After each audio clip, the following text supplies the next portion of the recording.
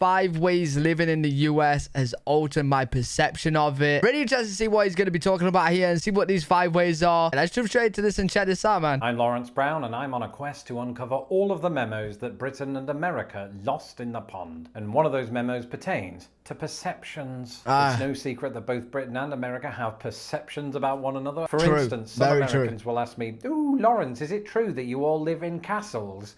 Yes, but to be completely fair, before I moved... Yo, Americans, I'm hoping there's none of you guys that think we all live in castles. Listen, our houses are they're a lot smaller than castles. To the United States, I had my own wild perceptions of what this country was. And today, yeah, we all have our own perceptions of different countries and vice versa. I had some crazy perceptions in America way before I started reacting to America, started learning about America. And then you guys will have some crazy perceptions about the UK as well that maybe I can change your mind on as well or whatnot. Let me know actually in the comments what perception of the UK you guys have. Since my channel has more than doubled in size in the last year, it's time to bring new subscribers, old subscribers, and yet to subscribers up to date. Yes, and make sure you also subscribe. We are gaining close to 15,000 subs. You guys are being amazing and showing so much love, so I appreciate every single one of you. Here are 5 ways that my perception of the United States has changed since I moved here. History. American history, that wildly misunderstood beast. In Britain, you'll occasionally hear remarks like, "Ooh, America doesn't have history." In Britain, I've heard we've that got quite a bit. churches older than dinosaurs and Keith Richards. No, they say, America is like the Macaulay Culkin of countries. I actually had to think then, is that actually true? Do we actually have castles older than dinosaurs? But then I was thinking, man was not with dinosaur. So how would man make But this line of thinking overlooks one very important fact. Macaulay Culkin is 40. But also, human history on this continent dates back to before Alfred the Great was even in nappies, diapers. Yeah. You see, growing up in Britain, I was only given a kind of narrow view of Native American history. But the truth you know what? It's actually crazy how little you learn about history of America in UK schools. When I was in school, barely anything on America. I'm not going to lie. Barely anything. Millions of Native American people lived on the North American continent, thousands of years before Sir Walter Raleigh laid his eyes on Roanoke. And when you live here, evidence of this is all around you. Recently, I paid a visit to Cahokia Mounds right here in Illinois. And on these mounds, 1,000 years ago, a city of 20,000 Mississippian natives lived. And while by today's standards, that number probably doesn't sound that big, at the time that was more than the population of London. Humans, not rats. And that's relatively recent. One story that really blew me away, pun intended, was that Native Americans were alive, living in the area, and likely witnessed the formation of Crater Lake in present-day Oregon. This occurred almost 8,000 years ago upon the collapse of Mount Mazama. Now, of course, when assumptions are made about America not having much history, people are really referring to the United States of America. Okay. But the thing that I've come to they don't realize before United States of America. Realize about this is that it has a lot of history packed into a short time frame. For context, let's go back in time. Not literally, I don't have a flying saucer. But switch on the time circuits to a quarter of a century after. The only history I've seen of America is on TV shows and movies, and that's cowboys. Do you know what I mean? So that's the only kind of thing that I know about America's history, really. It wasn't really taught anything in school and whatnot.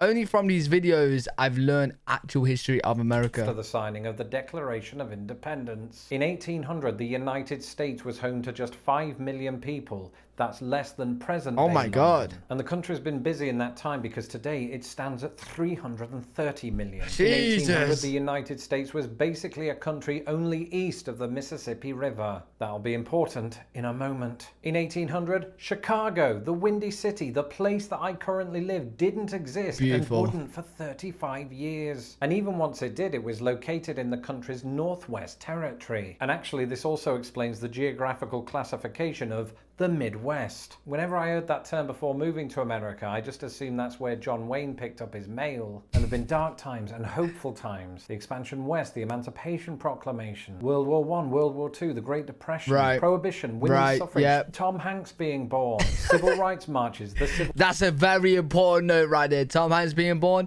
that is a very important history. You know what? Taken away from the video, I actually really like this background map right here. This is really cool. Civil Rights Act, landing on the moon, Watergate, Vietnam, Landing on the moon, debatable, but landing on the moon. I've seen many videos, vice versa. I'm probably gonna start a crazy debate in the comment section. Did it happen? Did it not happen? I see. I'm like 50-50. I'm like, yeah, sure, but then like there's some point. Hey, we're swaying away from this video right here, but we might have to watch a landing on the moon video at some point, and then we'll debate over there. Okay. Star Wars, both the film franchise and the missile defense system. You know, that was a very basic list from the top of my head, and it is one, admittedly, that you can pick up anywhere in the world. But elements of that history, and we should say very intense history, is still felt today. I mean, it calls to mind my visit to the Lincoln Museum in Springfield just a few weeks ago. Couldn't have done that in England, not even online. But I think the point is, you know, you can learn all of this history in a book, but I think being in and around reminders of it, physical reminders of it, is probably the best method of learning that there is. Anyway, before my upper lip becomes any less stiff, let's move on to this. Yeah, oh. Listen, I've talked a lot about how bloody big America is, and it is. I mean, just look. Okay, I know where we're going with this, but like geography for America, I didn't realize how different and beautiful America is in so many different ways and different places. America is that big. It's like 50 countries in one. It literally, every state is like a country, right? And it's all different, and it's so beautiful. I didn't realize. See, I just kind of thought that America was kind of just flat with big buildings, kind of like New York, right? And then obviously you got the South and stuff, so like flat fields, cowboys, whatnot. I didn't realize how unreal different parts are. Look at the map behind me. It looks like a giant shark. There's the tail and there's the head. Never mind. I see that. But there are so many more things I didn't know about America's geography until I moved here. Here are 5 of them. Weirdly enough, I did know that the Mason-Dixon line was basically the separation between the North and the South. But what I didn't know until I moved here was the role that the Mississippi River played and plays in the division between East and West. And this division somehow seems to come up in everything I research for this channel. For instance, hello everybody in the state of Georgia. How does it feel to be the largest state in the United States that is east of the Mississippi River? Or hello to the Wilshire Grand in Los Angeles. You are the tallest skyscraper that America ever saw, west of the Mississippi. And one thing that I've noticed, having visited multiple places either side of the Mississippi, is the large disparity between tree diversity. I mean, yes, don't get me wrong, California has some of the oldest trees in the entire world, but owing to its terrain, the western United States is way behind on trees. Oh my God. Whereas if you go out into the Appalachian is way. Huh? Bro, what is the Mississippi River doing, bro? Why is it cutting off the tree supply? Behind on trees. Whereas if you go out into the Appalachian Mountains of West Virginia, you can't see the mountains for the trees. That's not the saying. The third point is a four-sided one. If you've watched this channel for a while, you'll know it's not lost on me. America is made of rectangles. Literally, in the case of this map. I'll never tire of the fact that the US flag, hundreds of US counties, most US streets, several city parks, and Colorado and Wyoming are all rectangles. But living in their rectangular worlds are some decidedly... Hey, that just means that the people behind the United States, right? The creators, they're organized. You should see UK.